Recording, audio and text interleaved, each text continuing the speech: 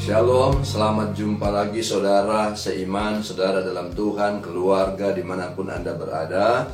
Jumpa lagi dalam Revive Your Soul. Dan saudara, di saat ini saya akan baca Alkitab dari Keluaran pasal 14 ayatnya yang keempat. Firman Tuhan berbunyi demikian: Aku akan mengeraskan hati Firaun sehingga ia mengejar mereka, dan terhadap Firaun dan seluruh pasukannya aku akan menyatakan kemuliaanku, sehingga orang Mesir mengetahui akulah Tuhan. Tema khotbah saya adalah keras hati. Dalam Kamus Besar Bahasa Indonesia, keras hati artinya adalah orang yang terus berusaha dan tidak pernah putus asa. Yang kedua adalah orang yang akan terus bekerja sampai dia akan menemukan apa yang dia usahakan itu dia capai. Itu secara positif. Namun saya bicara kepada kita tentang keras hati secara negatif. Dari bacaan ini tentang kehidupan Firaun, di mana bangsa Israel ada di Mesir, diperbudak, ditindas, ke sana terjadi banyak aniaya dan dikerja paksa supaya Israel mengerjakan banyak hal untuk kemajuan suatu kota atau suatu bangsa, yaitu bangsa Mesir. Nah, terkadang kehidupan kita pun ada pada posisi-posisi kita keras hati. Kita tidak mau mendengar, kita tidak mau mengikuti apa yang harusnya itu bisa dilakukan untuk mengubahkan kehidupan kita. Sama seperti Firaun, sudah banyak melihat tanda-tanda mujizat yang Tuhan kerjakan agar Firaun bertobat. Namun Firaun tidak pernah bertobat, tetapi semakin hari mengeraskan hatinya dan tidak mengerti, memahami, tidak peka untuk boleh melihat bangsa Israel adalah bangsa yang dipilih oleh Allah, dan Allah mau membebaskan bangsa Israel keluar dari perbudakan di Mesir itu.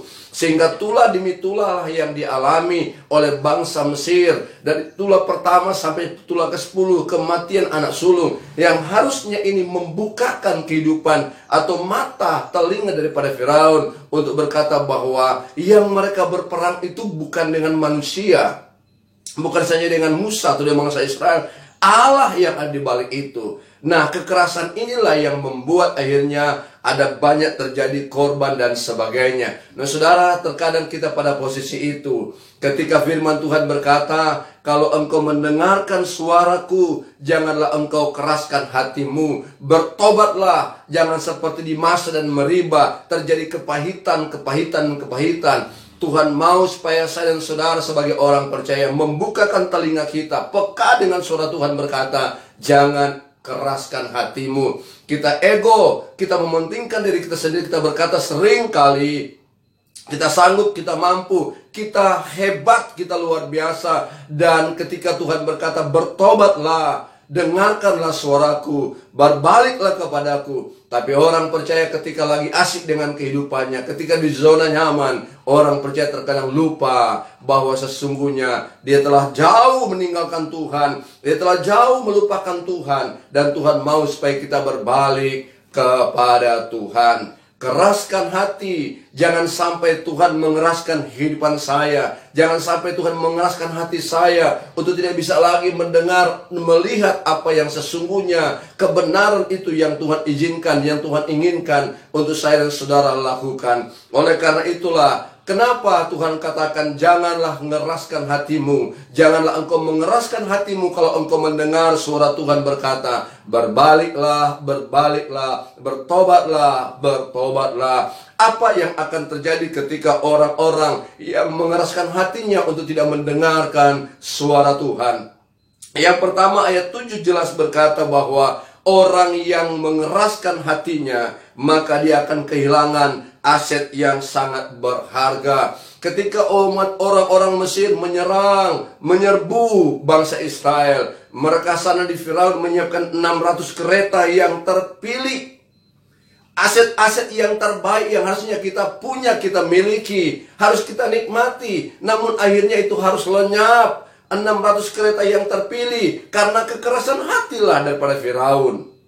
Ada berkat yang Tuhan beri, itu berkat yang terpilih. Aset-aset yang berharga yang harusnya Tuhan mau supaya kita nikmati dalam kehidupan kita. Namun satu demi satu itu harus lenyap, harus terhilang. Oleh kenapa? Karena kita mengeraskan hati kita, tidak mendengarkan suara Tuhan. Maka tanpa kita sadari, satu demi satu Tuhan mengambil berkat-berkat itu. Ingat bahwa apa yang kita punya, apa yang kita miliki itu bukan karena kuat kita, bukan karena gagah kita, bukan karena kita yang cari segala sesuatu, tapi itu atas pemberian anugerah Tuhan. Sehingga kalau hari ini Tuhan percayakan saya, percayakan saudara punya berkat yang berharga, yang terpilih, jaga dengan baik. Sebab semua barang, semua harta milik yang Tuhan beri itu bersifat kudus adanya. Dan Tuhan mau supaya engkau pergunakan itu untuk hal-hal yang benar, untuk hal-hal yang baik, yang akan membuat engkau semakin hari boleh melihat, semakin dicurahkanlah kepercayaan Tuhan, berkat-berkat yang terbaik, yang terpilih. Sehingga kalau hari ini saya dan saudara mendengar firman Tuhan, lihatlah aset apa yang saya miliki, aset apa yang saudara miliki. Mungkin berkat-berkat kekayaan, keluarga dan sebagainya, pelihara dengan baik, karena itu berharga, itu terpilih, yang Tuhan mau engkau jaga. Jangan engkau sombong, jangan engkau angkuh, jangan engkau keraskan hati, pikiranmu untuk terus berkata bahwa saya yang capai semuanya bukan karena Tuhan, bukan karena siapa-siapa, tapi karena saya bekerja. Ingat, semua yang engkau pilih, engkau punya itu adalah milik kepunyaan Tuhan. Engkau boleh bekerja, engkau boleh punya upah yang besar, engkau punya gaji yang besar, tapi kalau Tuhan tidak berikan engkau kehidupan, engkau tidak bisa menikmati semuanya itu.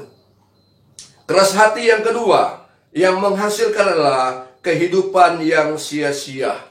Dari seluruh tentara prajurit bangsa Mesir yang mengejar umat Israel, mereka sampailah pada kehidupan yang akhirnya mereka mati di laut yang luas tersebut, dan mereka mati dengan sia-sia. Kehidupan yang sia-sia yang harusnya mereka bisa tapaki, mereka bisa jalani bersama dengan keluarga, bersama dengan sahabat, bersama dengan kerabat, bahkan menjadi tentara mungkin yang bisa diandalkan. Namun karena mereka mendengar, bahkan mereka semua mengeraskan hatinya, maka mereka mengalami kehidupan yang sia-sia. Mati di tengah-tengah laut yang Tuhan lakukan mujizat. Dan artinya saya mau katakan kepada kita bahwa tidak ada satu orang yang bisa mengatur kehidupan kita selain Tuhan. Tidak ada satu orang pun yang bisa mengendalikan kehidupan kita selain Tuhan. Dokter bisa berbuat apapun, dokter bisa mendiagnosa, dokter bisa berkata kita sehat dan sebagainya. Tapi kalau Tuhan berkata sebaliknya, kita bisa buat apa? Tidak bisa buat apa-apa lagi. Oleh karena itu selama kita hidup, selama kita ada, kehidupan kita jangan pernah disia-siakan. Jangan mengerjakan sesuatu yang membuat akhirnya kita tidak bisa memiliki makna, arti sebuah kehidupan. Kita tidak menemukan apa sih ada arti hidup aku di dunia ini. Tuhan mau supaya ketika engkau ada, engkau mengerti bahwa sesungguhnya engkau ada supaya Tuhan mau engkau menjadi berkat bagi banyak orang. Jangan hidupmu sia-sia. Jangan hidupmu akhirnya jatuh tergeletak dan engkau tidak bisa bangkit lagi. Dan engkau berkata bahwa sesungguhnya Tuhan tidak membela saya. Tetapi Tuhan mau ketika engkau mendengarkan suara Tuhan di pagi hari ini, mendengarkan Allah berbicara dengan firman, jangan keraskan hatimu. Jangan egomu yang engkau tingkatkan, jangan kesombonganmu yang engkau naikkan, tapi bawalah hidup untuk berkata, Tuhan, aku mau hidupku berarti, berharga, berguna di hadapanmu. Oleh sebab itu berbicaralah, bentuklah hidupku, agar kehidupan saya bukan kehidupan yang sia-sia, tapi kehidupan yang bermakna. Jangan hidup dalam pelanggaran, jangan hidup dalam kesalahan, tapi hiduplah dalam kasih karunia, hiduplah dalam kebenaran Tuhan, agar kehidupan kita semakin hari penuh dengan kemuliaan Allah. Yang terakhir, di tengah kita keras hati, maka yang akan kita hasilkan kebencian yang sulit dikendalikan. Ada banyak orang Kristen berkata, aku mau supaya dibentuk oleh Tuhan. Terkadang kita tidak mampu untuk mengubahkan diri kita. Kita tidak mampu untuk melepaskan kebencian. Ketika Firaun melihat bangsa Israel keluar, dia benci sekali dengan bangsa Israel. Dan dia berkata, untuk apa mereka pergi? Kenapa kita biarkan mereka pergi?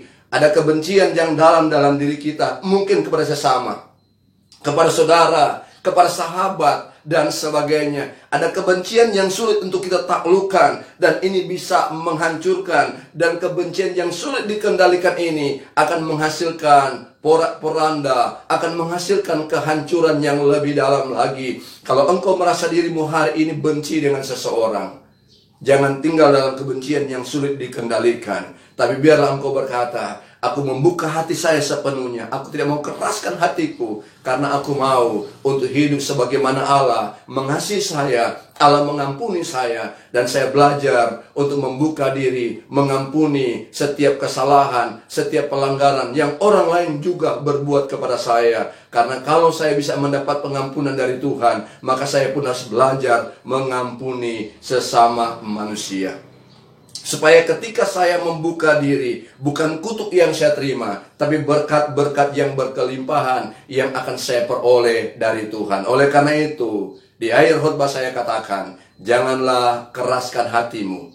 Janganlah keraskan hatimu, karena itulah yang akan menghasilkan hal-hal negatif. Ia akan membuat hidup kita bukan semakin naik, tapi semakin hancur, semakin turun. Bukan berkat lagi, tapi semakin kutuk. Berkat akan lenyap, satu demi satu akan hilang dalam kehidupan pribadi kita, dalam kehidupan keluarga, dan dalam kehidupan hari-hari kita. Tuhan kiranya memberkati saudara. Haleluya. Amin.